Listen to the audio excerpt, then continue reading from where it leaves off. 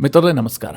ಮಿತ್ರರೇ, ದೆಹಲಿಯಲ್ಲಿ ನಡೀತಾ ಇರುವಂತಹ ನೀಟ್ ಪ್ರತಿಭಟನೆ, ಆರಂಭದಲ್ಲಿ ಕಾಕ್ರೋಚ್ ಜನತಾ ಪಾರ್ಟಿ ಅಂದರೆ ಸಿಜೆಪಿ ಆರಂಭಿಸಿದಂತಹ ಪ್ರತಿಭಟನೆ, ಈಗ ಅದನ್ನ ರಾಹುಲ್ ಗಾಂಧಿ ಹೈಜಾಕ್ ಮಾಡ್ಕೊಂಡು ಹೋಗಿದ್ದಾರೆ. ನಿನ್ನೆಯ ವಿಡಿಯೋದಲ್ಲಿ ನಾನು ಈ ಬಗ್ಗೆ ಚಿಕ್ಕದಾಗಿ ಹೇಳಿದ್ದೆ, ಕಾಂಗ್ರೆಸ್ ಹೇಗೆ ಸಿಜೆಪಿ ಪ್ರತಿಭಟನೆಯನ್ನು ಹೈಜಾಕ್ ಮಾಡ್ತಾ ಇದೆ ಅಂತ.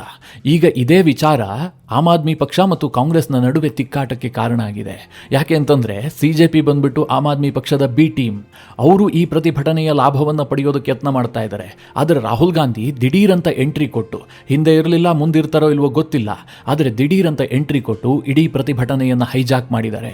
ಹೀಗಾಗಿ ಆಮ್ ಆದ್ಮಿ ಪಕ್ಷ ವರ್ಸಸ್ ಕಾಂಗ್ರೆಸ್ನ ನಡುವೆ ದೊಡ್ಡ ಫೈಟ್ ಶುರುವಾಗ್ಬಿಟ್ಟಿದೆ. ರಾಹುಲ್ ಗಾಂಧಿ ವಿರುದ್ಧ ಆಮ್ ಆದ್ಮಿ ಪಕ್ಷವೇ ಹಿಗ್ಗಾಮುಗ್ಗ ವಾಗ್ದಾಳಿ ಮಾಡೋದಕ್ಕೆ ಶುರು ಮಾಡಿದೆ. ಅಲ್ಲಿಗೆ ಈ ಪ್ರತಿಭಟನೆ ಇದೆಯಲ್ಲ, ಇದೊಂದು ರಾಜಕೀಯವಾಗಿ ಲಾಭ ಪಡೆಯುವಂತಹ ಒಂದು ಇನ್ವೆಸ್ಟ್ಮೆಂಟ್ ಹೀಗಂತ ಸ್ಪಷ್ಟವಾಗಿ ಗೊತ್ತಾಗ್ತಾ ಇದೆ. ಇದು ಜಗಜ್ಜಾಹೀರಾಗಿದೆ. ಜೊತೆಗೆ ಈ ಕಾಂಗ್ರೆಸ್ನವರ ಡ್ರಾಮಾಗಳಿದೆಯಲ್ಲ, ಇದು ಕೂಡ ಬಹಳ ಮಜವಾಗಿದೆ. ಸರ್ಕಾರ ಏನು ಹೇಳ್ತಾ ಇದೆ, ಕಾಂಗ್ರೆಸ್ನವರ ಬೇಡಿಕೆ ಏನು, ಇವ್ರು ಯಾವ ರೀತಿಯಾಗಿ ಪ್ರತಿಭಟನೆ ಮಾಡಿದ್ರು, ರಾಹುಲ್ ಗಾಂಧಿಯನ್ನ ಎತ್ತೊಯ್ದಿದ್ದು, ಇದೆಲ್ಲವೂ ಕೂಡ ಬಹಳ ಇಂಟ್ರೆಸ್ಟಿಂಗ್ ಆಗಿದೆ. ಅದ್ರ ಬಗ್ಗೆ ಚಿಕ್ಕದಾಗಿ ನಿಮಗೆ ವಿವರಿಸ್ತೀನಿ. ಇದೆಲ್ಲದಕ್ಕಿಂತ ಮುಖ್ಯವಾಗಿ ಈ ನೀಟ್ ವಿಚಾರವನ್ನು ಪ್ರಸ್ತಾಪ ಮಾಡಿದಾಗ ನೀವ್ಯಾಕೆ ನೀಟ್ ವಿಚಾರದಲ್ಲೂ ಕೂಡ, ಅಂದ್ರೆ ಈ ದೇಶದ ವಿದ್ಯಾರ್ಥಿಗಳ ವಿಚಾರದಲ್ಲೂ ಕೂಡ ಮೋದಿ ಸರ್ಕಾರವನ್ನು ಸಮರ್ಥಿಸಿಕೊಳ್ತೀರಿ, ಮೋದಿಯ ಬೆನ್ನಿಗೆ ಈ ವಿಚಾರದಲ್ಲಿ ನಿಲ್ಲೋದು ಯಾಕೆ, ಹೀಗಂತ ಕೆಲವರು ಪ್ರಶ್ನೆ ಕೇಳ್ತಾ ಇದ್ದಾರೆ. ಅಂಥವರಿಗೂ ಕೂಡ ಈ ವಿಡಿಯೋದಲ್ಲಿ ಅಂಕಿ ಅಂಶಗಳ ಸಹಿತವಾಗಿ ಉತ್ತರ ಕೊಡುವಂತಹ ಪ್ರಯತ್ನ ಮಾಡ್ತೀನಿ. ನೀಟ್ ವಿಚಾರದಲ್ಲಿ ಬಹಳ ಇಂಟ್ರೆಸ್ಟಿಂಗ್ ಫ್ಯಾಕ್ಟ್ಗಳಿದಾವೆ. ಹೀಗಾಗಿ ಈ ವಿಡಿಯೋನ ನೀವು ಕೊನೆವರೆಗೂ ಮಿಸ್ ಮಾಡದೆ ನೋಡಿ. ಮಿತ್ರರೇ, ಹಿಂದೆಯೂ ಕೂಡ ಹಲವು ಬಾರಿ ಹೇಳಿದ್ದೀನಿ, ಇಡೀ ದೇಶದಲ್ಲಿ ನೀಟ್ ವಿಚಾರ ದೊಡ್ಡದಾಗಿ ಚರ್ಚೆ ಆಗ್ತಾ ಇತ್ತು. ಆಗ ಕಾಂಗ್ರೆಸ್ ಪಕ್ಷ ಗಾಢ ನಿದ್ದೆಯಲ್ಲಿತ್ತು. ರಾಹುಲ್ ಗಾಂಧಿ ಅವರು ಕರ್ನಾಟಕದಲ್ಲಿ ಸರ್ಕಾರ ಬದಲಾವಣೆ ಮಾಡೋದು, ಕೇರಳದಲ್ಲಿ ಸರ್ಕಾರ ರಚನೆ, ಇದರಲ್ಲೇ ಬ್ಯುಸಿ ಆಗಿದ್ರು. ಅದಾಗ್ತಿದ್ದ ಹಾಗೆ ದೇಶದಲ್ಲಿ ಪ್ರತಿಭಟನೆ ಆಗ್ತಾ ಇರುವಂತಹ ಸಂದರ್ಭದಲ್ಲೂ ಕೂಡ ರಾಹುಲ್ ಗಾಂಧಿ ವಿದೇಶ ಯಾತ್ರೆಯನ್ನ ಕೈಗೊಂಡ್ರು. ಸುದೀರ್ಘವಾದ ವಿದೇಶ ಯಾತ್ರೆಯಲ್ಲಿದ್ರು. ಆದರೆ ಅವರು ವಾಪಸ್ ಬಂದ್ರಲ್ಲ, ಅದೇ ಹೊತ್ತಿಗೆ ಸಂಸತ್ ಅಧಿವೇಶನ ಕೂಡ ಶುರುವಾಯಿತು. ಆಗ ಇದ್ದಕ್ಕಿದ್ದಂತೆ ರಾಹುಲ್ ಗಾಂಧಿಗೆ ನೀಟ್ ವಿಚಾರವನ್ನ ಕೈಗೆತ್ತಿ ನೀಟ್ ವಿಚಾರದಲ್ಲಿ ರಾಜಕಾರಣ ಮಾಡಬೇಕು ಅಂತ ಆಸಕ್ತಿ ಬಂದುಬಿಡುತ್ತು. ಅದಕ್ಕೆ ಕಾರಣ ಏನು ಕೇಳಿದ್ರೆ, ಈ ಪ್ರತಿಭಟನೆಯನ್ನ ಆಮ್ ಆದ್ಮಿ ಪಕ್ಷ ಬಹಳ ವ್ಯವಸ್ಥಿತವಾಗಿ ಆರ್ಗನೈಸ್ ಮಾಡಿದೆ. ವಿದ್ಯಾರ್ಥಿಗಳ ಹೆಸರಿನಲ್ಲಿ ನಡೀತಾ ಇರುವಂತಹ ಪ್ರತಿಭಟನೆ, ಈಗ ನಾವಿದನ್ನು ಹೈಜಾಕ್ ಮಾಡಿದ್ದೆ ಆದರೆ ರಾಜಕೀಯವಾಗಿ ದೊಡ್ಡ ಲಾಭ ಸಿಗುತ್ತೆ ಅಂತ ರಾಹುಲ್ ಗಾಂಧಿಗೆ ಅರಿವಾಯಿತು. ಅದೇ ಕಾರಣಕ್ಕೋಸ್ಕರವಾಗಿ ಜುಲೈ 20ನೇ ತಾರೀಕು ದೆಹಲಿಯಲ್ಲಿ ಸಂಸತ್ ಚಲೋ ನಡೆಯುತ್ತಲ್ಲ, ಅದಾಗ್ತಿದ್ದ ಹಾಗೆ ಅವರ ಮೇಲೆ ಲಾಠಿ ಚಾರ್ಜ್ ಆಗುತ್ತೆ, ವಿದ್ಯಾರ್ಥಿಗಳ ಮೇಲೆ ಲಾಠಿ ಚಾರ್ಜ್ ಮಾಡಿದ್ರು ಅನ್ನುವಂತಹ ರೀತಿಯಲ್ಲಿ ಇಡೀ ದೇಶಾದ್ಯಂತ ಚರ್ಚೆ ಆಗುತ್ತೆ. ಆಗ ಎಚ್ಚೆತ್ತಂತಹ ಈ ಕಾಂಗ್ರೆಸ್ ಇಕೋಸಿಸ್ಟಮ್ ಇದೆಯಲ್ಲ, ಇವರು ತನ್ನದೇ ಆದಂತಹ ಒಂದು ರೀತಿಯಲ್ಲಿ ಪ್ರತಿಭಟನೆಯನ್ನ ಆಯೋಜನೆ ಮಾಡ್ತಾರೆ.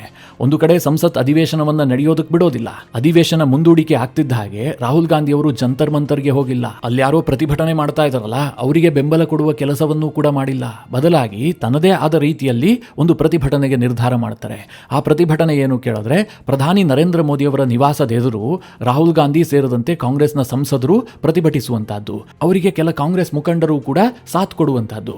ಕರ್ನಾಟಕದಿಂದ ಡಿ.ಕೆ. ಶಿವಕುಮಾರ್ ಹೋಗಿದ್ರು, ಕೇರಳದ ಸಿಎಂ ಕೂಡ ಭಾಗಿಯಾಗಿದ್ರು. ಇದು ಆ ತಕ್ಷಣಕ್ಕೆ ರೆಡಿಯಾದಂತಹ ಪ್ಲಾನ್. ಯಾಕೆ ಗೊತ್ತಾ, ಕರ್ನಾಟಕದ ಸಿಎಂ ಈ ಸಂಪುಟ ವಿಸ್ತರಣೆಗೋಸ್ಕರವಾಗಿ ಚರ್ಚೆ ಮಾಡಬೇಕು ಅಂತ ಹೇಳ್ಬಿಟ್ಟು ದೆಹಲಿಗೆ ಹೋಗಿದ್ರು, ಅವರನ್ನು ಅಲ್ಲಿಗೆ ಕರೆಸ್ಕೊಂಡ್ರು. ಕೇರಳದ ಮುಖ್ಯಮಂತ್ರಿ ಕೂಡ ಹಾಗೆ ಬಂದಿದ್ರು, ಅವರನ್ನು ಕೂಡ ಅಲ್ಲಿಗೆ ಕರೆಸ್ಕೊಂಡು ಒಂದು ಪ್ರತಿಭಟನೆಯನ್ನು ನಡೆಸಲಾಗುತ್ತೆ. ರಾಹುಲ್ ಗಾಂಧಿ ಪ್ರತಿಭಟನೆಗೆ ಕೂರ್ತಿದ್ದ ಹಾಗೆ ಸಾಕಷ್ಟು ಕಾಂಗ್ರೆಸ್ನ ಸಂಸದರು ಕೂಡ ಸೇರಿದ್ರಲ್ವಾ. ಮೋದಿ ಸರ್ಕಾರದ ಮಂತ್ರಿ ಆದಂತಹ ಜಿತೇಂದ್ರ ಸಿಂಗ್ ತಕ್ಷಣ ಸ್ಥಳಕ್ಕೆ ಹೋಗ್ತಾರೆ. ಕೇವಲ 20 ನಿಮಿಷದಲ್ಲೇ ಅವರು ಆ ಸ್ಪಾಟ್ ಅನ್ನ ರೀಚ್ ಆಗಿ ಸರ್ಕಾರದ ನಿರ್ಧಾರಗಳನ್ನು ಬಹಳ ಸ್ಪಷ್ಟವಾಗಿ ತಿಳಿಸ್ತಾರೆ. ನಾವು ಕೂಡ ನೀಟ್ ವಿಚಾರವನ್ನ ಚರ್ಚೆ ಮಾಡೋದಕ್ಕೆ ಸಿದ್ಧ ಇದ್ದೀವಿ, ನೀವು ಪ್ರತಿಭಟಿಸುವಂತಹ ಅವಶ್ಯಕತೆ ಇಲ್ಲ, ಸರ್ಕಾರ ಮುಕ್ತ ಚರ್ಚೆಗೆ ಅವಕಾಶವನ್ನ ಕೊಡುತ್ತೆ, ಅದಕ್ಕೆ ಸಿದ್ಧ ಇದೆ, ಇದನ್ನು ಸ್ಪಷ್ಟವಾಗಿ ಹೇಳ್ತಾರೆ. ಆದರೆ ರಾಹುಲ್ ಗಾಂಧಿ ಅವರು ಅದಕ್ಕೆ ಒಪ್ಕೊಳ್ಳೋದಿಲ್ಲ. ಯಾಕೆ ಅಂತಂದ್ರೆ, ರಾಹುಲ್ ಗಾಂಧಿ ಬೇರೆಯದ್ದನ್ನೇ ಬಯಸಿದ್ರು. ಅವರ ಇಡೀ ಇಕೋಸಿಸ್ಟಮ್ ಒಂದು ಪ್ಲಾನ್ ಮಾಡ್ಕೊಂಡಿತ್ತು. ಅದೇನು ಕೇಳಿದ್ರೆ, ಸಹಜವಾಗಿ ಪ್ರಧಾನಿಯವರ ನಿವಾಸದ ಎದುರು ಪ್ರತಿಭಟಿಸ್ತಾ ಇದ್ರೆ ಪೊಲೀಸರು ಕ್ರಮ ಕೈಗೊಳ್ತಾರೆ.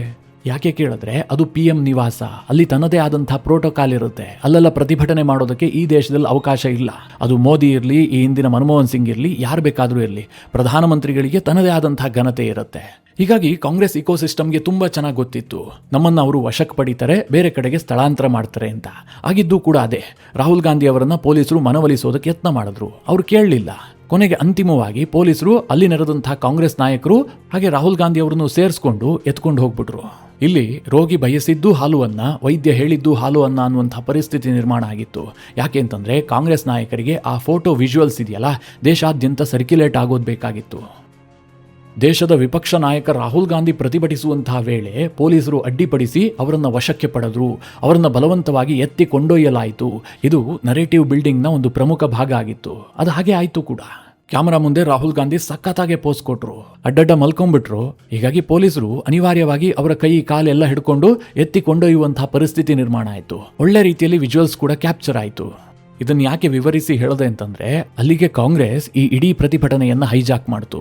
ಇಷ್ಟು ದಿನ ಮಿತ್ರರೇ, ಇದು ವಿದ್ಯಾರ್ಥಿಗಳ ಪ್ರತಿಭಟನೆ, ಸಿಜೆಪಿ ಪ್ರತಿಭಟನೆ, ಕಾಕ್ರೋಚ್ ಪಾರ್ಟಿಯ ಪ್ರತಿಭಟನೆ, ಇದರ ಹಿಂದೆ ಆಮ್ ಆದ್ಮಿ ಪಕ್ಷ ಇದೆ, ಈ ರೀತಿಯಾದ ಚರ್ಚೆಗಳಾಗ್ತಾ ಇತ್ತು. ಯಾವಾಗ ಕಾಂಗ್ರೆಸ್ ಪಕ್ಷ ಈ ದೇಶದ ಅಧಿಕೃತ ವಿರೋಧ ಪಕ್ಷ ಅಲ್ವಾ, ಅಲ್ಲಿ ರಾಹುಲ್ ಗಾಂಧಿ ಈ ದೇಶದ ವಿರೋಧ ಪಕ್ಷದ ನಾಯಕನೇ ಹೋಗಿ ಪ್ರತಿಭಟಿಸ್ತಾ ಇರುವಂತಹ ಸಂದರ್ಭದಲ್ಲಿ ಮಾಧ್ಯಮಗಳು ಇದನ್ನ ಹೈಲೈಟ್ ಮಾಡ್ತವೆ, ಇದಕ್ಕೆ ಹೆಚ್ಚಿನ ಪ್ರಾಶಸ್ತ್ಯವನ್ನ ಕೊಡ್ತವೆ. ಸದ್ಯ ಆಗ್ತಿರೋದು ಕೂಡ ಅದೇ ಅಲ್ವಾ. ಹೀಗಾಗಿ ಇದು ಆಮ್ ಆದ್ಮಿ ಪಕ್ಷವನ್ನ ಕೆರಳಿಸ್ತು. ಇವತ್ತು ಆಮ್ ಆದ್ಮಿ ಪಕ್ಷ ಕಾಂಗ್ರೆಸ್ ವಿರುದ್ಧ ಮುಗಿಬಿದ್ದಿದೆ. ರಾಹುಲ್ ಗಾಂಧಿ ಇಡೀ ಪ್ರತಿಭಟನೆಯನ್ನ ದಿಕ್ಕು ತಪ್ಪಿಸ್ತಾ ಇದ್ದಾರೆ. ಇದು ಕಾಂಗ್ರೆಸ್ ಮತ್ತು ಬಿಜೆಪಿಯ ಜಂಟಿ ಜುಗಲ್ಬಂದಿ, ಹೀಗಂತ ಆಮ್ ಆದ್ಮಿ ಪಕ್ಷ ಟೀಕೆ ಮಾಡಿದೆ. ಅವ್ರೇನ್ ಹೇಳ್ತಾ ಇದ್ದಾರೆ ಅಂತಂದ್ರೆ, ಇಷ್ಟು ದಿನ ಸಿಜೆಪಿ ಅವರು ಪ್ರತಿಭಟಿಸ್ತಾ ಇರುವಂತಹ ಸಂದರ್ಭದಲ್ಲೂ ಕೂಡ ಕೇಂದ್ರ ಸರ್ಕಾರದ ಯಾವೊಂದು ನಿಯೋಗವೂ ಕೂಡ ಅವರನ್ನ ಭೇಟಿ ಮಾಡಿಲ್ಲ, ಅವರನ್ನ ವಿಶ್ವಾಸಕ್ಕೆ ಪಡೆಯುವಂತಹ ಪ್ರಯತ್ನ ಮಾಡಿಲ್ಲ, ಅವರ ಅಹವಾಲನ್ನ ಸ್ವೀಕಾರ ಮಾಡಿಲ್ಲ. ಆದರೆ ರಾಹುಲ್ ಗಾಂಧಿ ಪ್ರಧಾನಿಯವರ ನಿವಾಸದಲ್ಲಿ ಪ್ರತಿಭಟಿಸಿದ್ರಂತೆ, ಅದಾಗಿ 20 ನಿಮಿಷದಲ್ಲೇ ಕೇಂದ್ರ ಸಚಿವರು ಅಲ್ಲಿಗೆ ಬಂದು ಅವರ ಅಹವಾಲನ್ನು ಸ್ವೀಕರಿಸಿದ್ರು.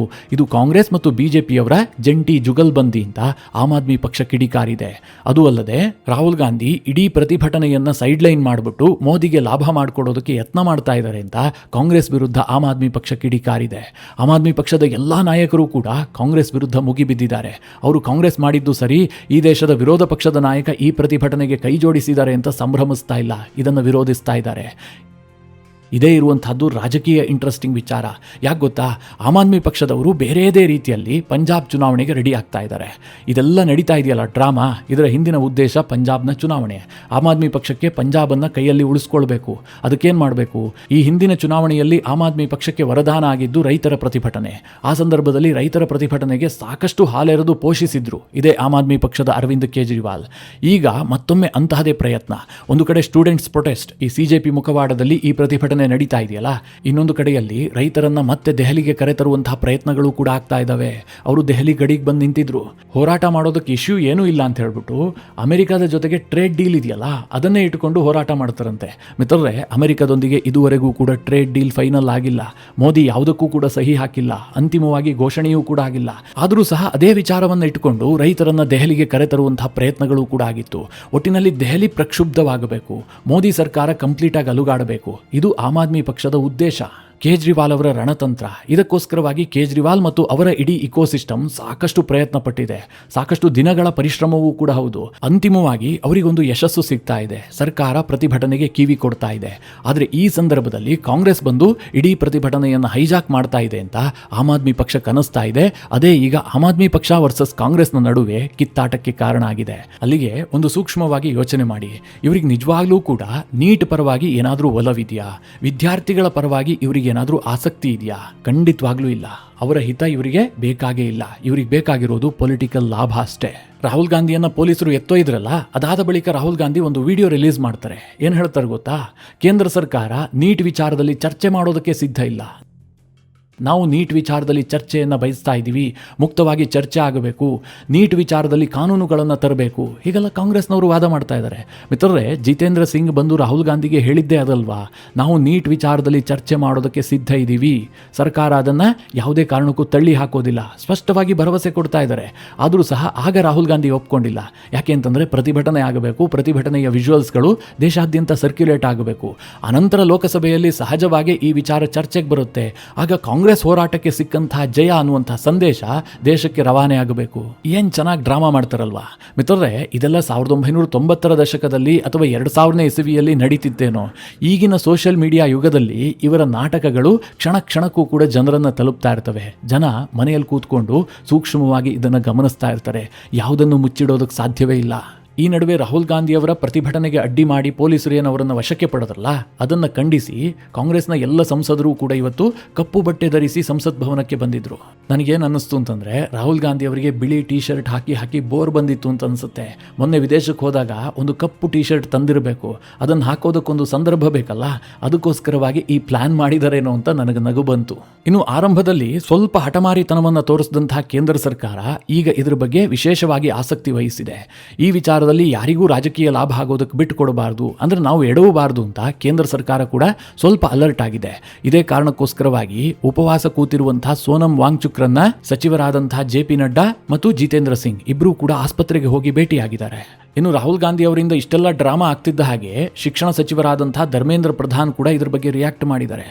ಇವತ್ತು ನೀಟ್ ಕುರಿತಾದಂತಹ ಸುದೀರ್ಘ ಚರ್ಚೆಗೆ ಸರ್ಕಾರ ಸಿದ್ಧ ಇದೆ. ನಾವು ಯಾವುದನ್ನು ಮುಚ್ಚಿಡ್ತಾ ಇಲ್ಲ.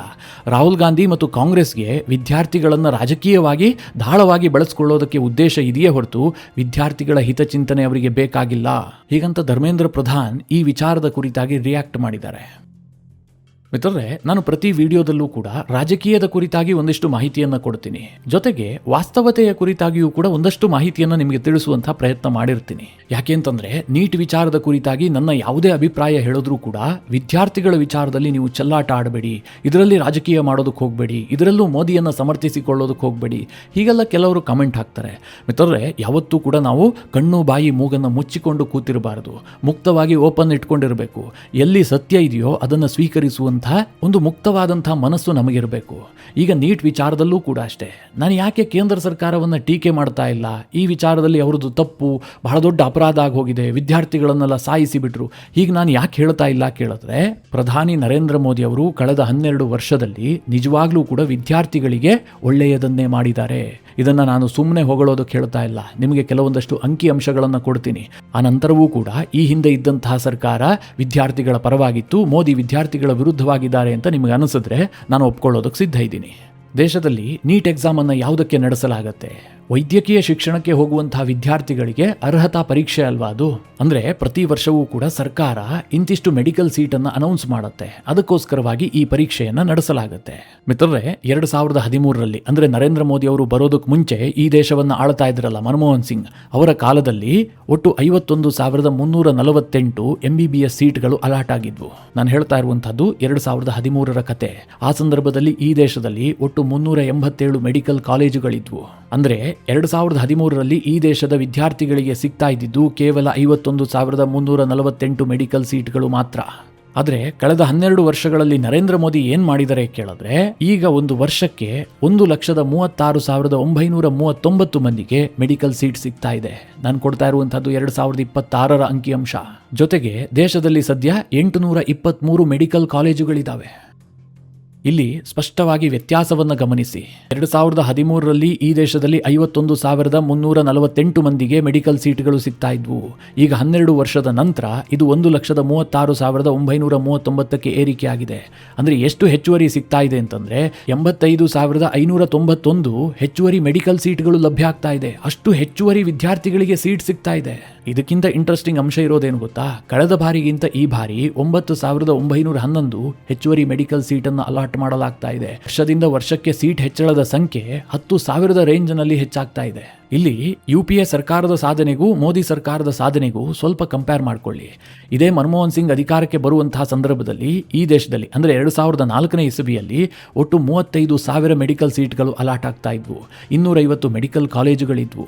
10 ವರ್ಷದ ಇವರ ಸಾಧನೆ ಏನು ಕೇಳಿದ್ರೆ, ಮೆಡಿಕಲ್ ಸೀಟ್ಗಳನ್ನು 15,000ರಿಂದ 18,000 ಏರಿಸೋದಕ್ಕೆ ಮಾತ್ರ ಇವರಿಗೆ ಸಾಧ್ಯ ಆಗಿದ್ದು. ಆದರೆ ಮೋದಿ ಸರ್ಕಾರ ಮೆಡಿಕಲ್ ಕಾಲೇಜುಗಳ ಸಂಖ್ಯೆಯನ್ನು ಡಬಲ್ ಮಾಡಿದೆ. ಅಷ್ಟು ಮಾತ್ರ ಅಲ್ಲ, ಮೆಡಿಕಲ್ ಸೀಟ್ಗಳ ಸಂಖ್ಯೆಯನ್ನು ಕೂಡ ಡಬಲ್ಗಿಂತಲೂ ಜಾಸ್ತಿ 51,000 ಇದ್ದಿದ್ದನ್ನ 1,36,000ಕ್ಕೆ ಏರಿಸಿದೆ. ಇದನ್ನೂ ಸಹ ನೀವು ಸಾಧನೆ, ವಿದ್ಯಾರ್ಥಿಗಳ ಪರವಾದಂತಹ ನಿರ್ಧಾರ ಅಂತ ಒಪ್ಪದೇ ಇದ್ರೆ ಇನ್ನೇನ್ ಮಾಡೋದಕ್ಕೆ ಸಾಧ್ಯ? 20 ಲಕ್ಷ ಮಂದಿ ಪರೀಕ್ಷೆಯನ್ನು ಬರೆದ್ರೆ 20 ಲಕ್ಷ ಮಂದಿಗೆ ಮೆಡಿಕಲ್ ಸೀಟ್ ಕೊಡೋದಕ್ಕೆ ಸಾಧ್ಯ ಇದೆಯಾ?